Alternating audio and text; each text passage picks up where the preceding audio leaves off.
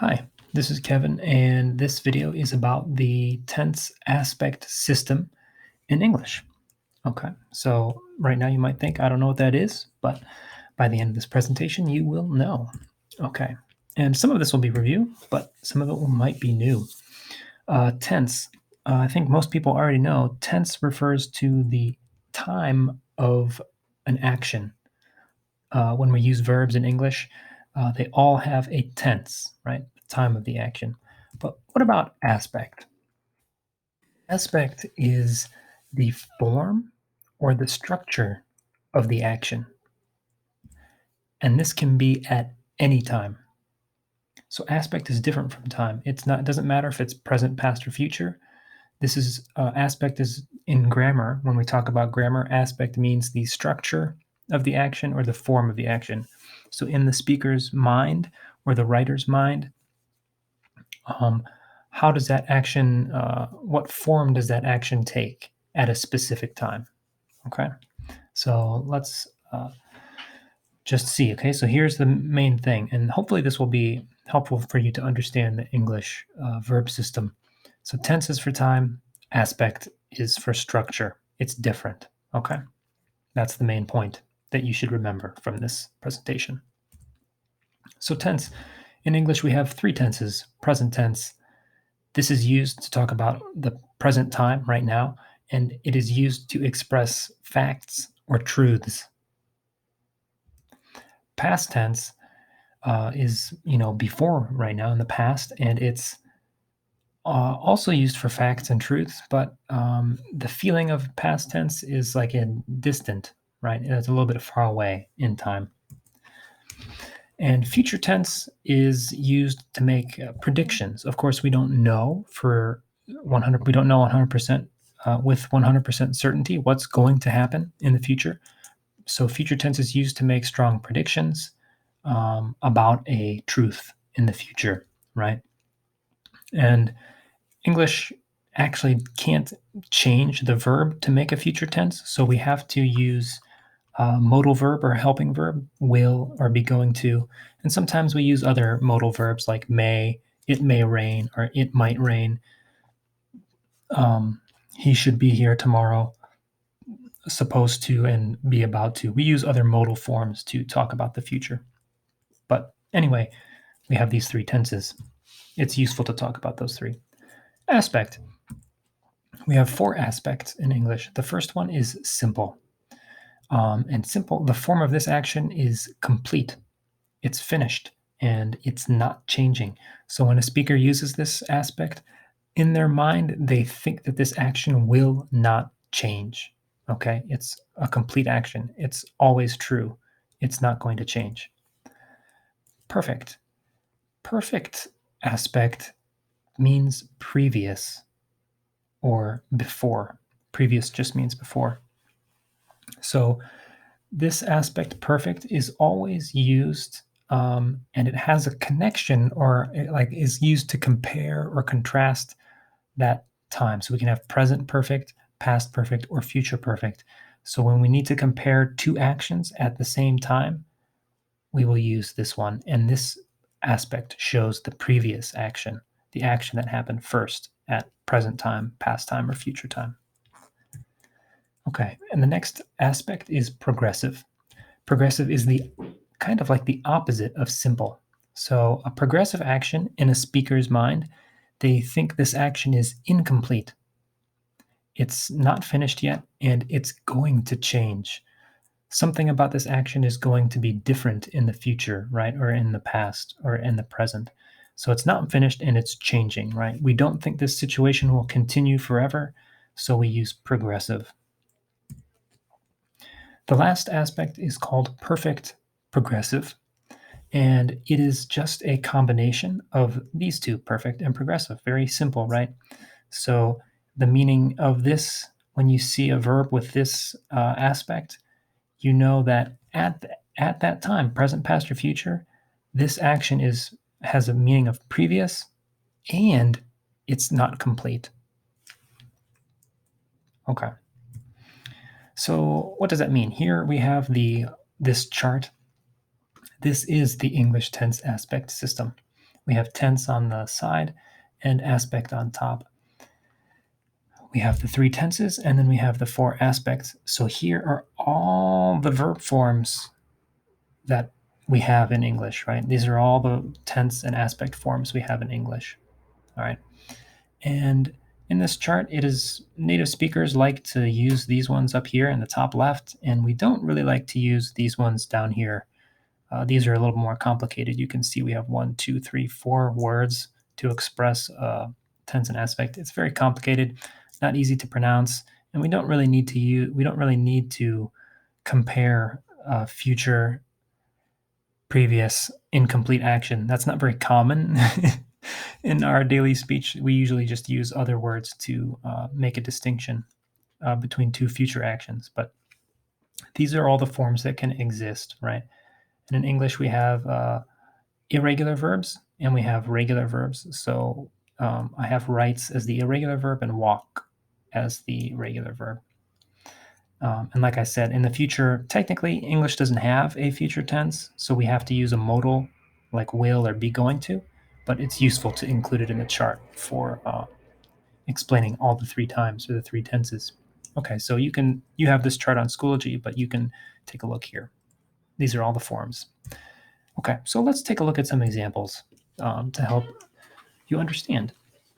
So A, the sun rises in the east and sets in the west. This is present simple, right? So the sun, this is always true, right?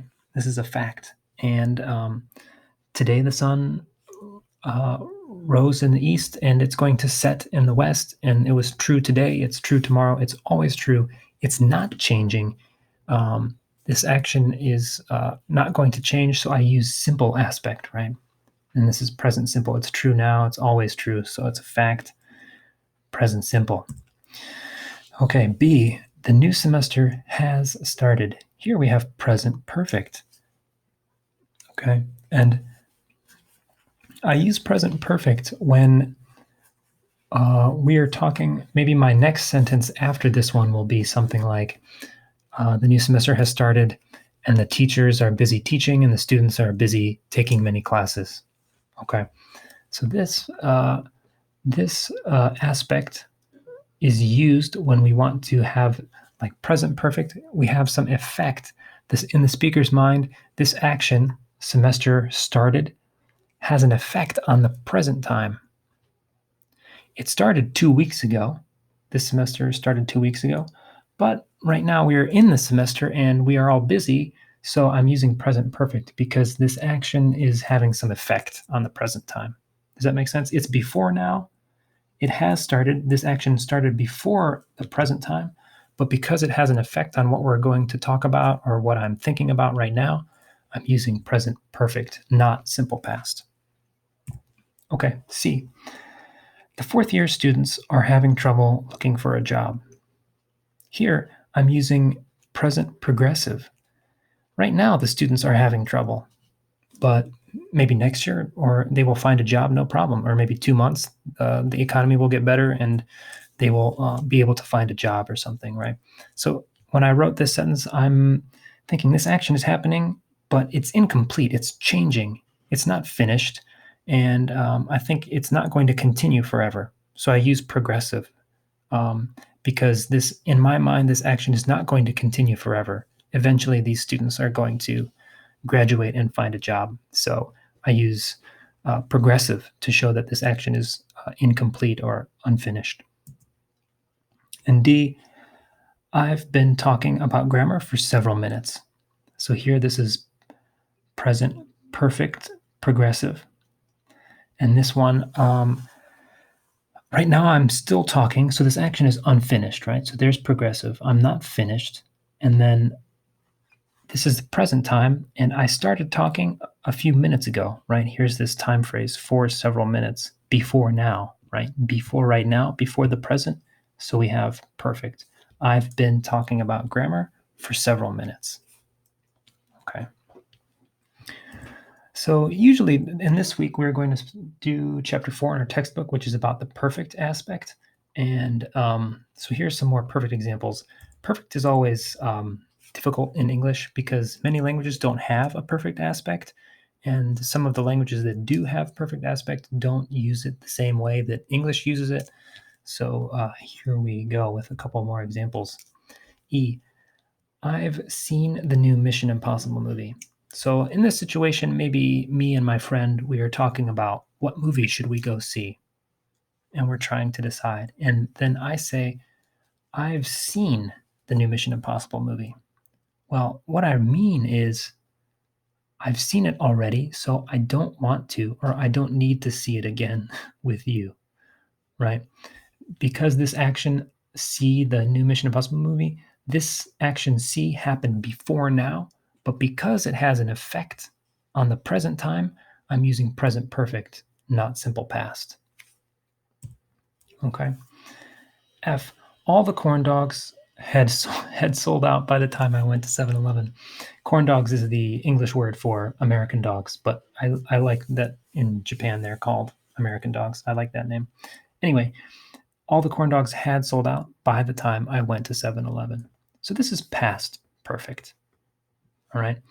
And remember, perfect is almost always comparing two times, right? And so this is past. So if you look in the sentence, we often use this phrase by the time or by the, and then a time word here with perfect aspect.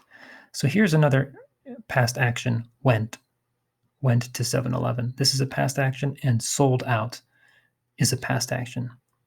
So in this sentence there, the speaker, me, I'm comparing two actions in the past.